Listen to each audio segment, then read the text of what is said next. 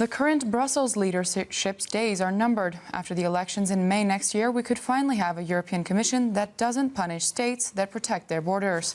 Viktor Orban said on Kossuth Radio Friday morning. Regarding immigration, the Prime Minister said that he expects that other countries will follow in Hungary's footsteps and will leave the UN's Global Migration Compact negotiations. More than 20,000 illegal immigrants arrived in Spain so far this year. The European Commission intends to pay €6,000 per immigrant to member states willing to accept them and settle them in controlled reception camps. Every proceeding or initiative that the European Commission has so far come up with is long overdue, as the mandate of the institution will expire, Viktor Orban said on Kossuth Radio. The Prime Minister stressed that it is a dangerous mentality to spend all that money on migrants and not on Europeans.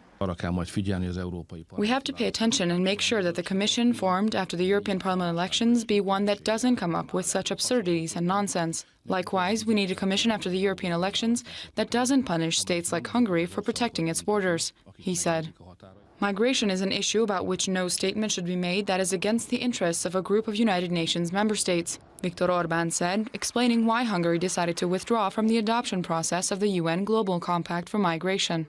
The document that the UN is set to accept mainly contains standpoints of the immigrants' countries of origin, so the people who direct migration or the people who do not wish to take part in migration, such as yourself, so not a migrant, for example, someone who doesn't want to leave but still doesn't want their lives to be turned upside down in Budapest and Hungary, aren't taken into consideration, he said.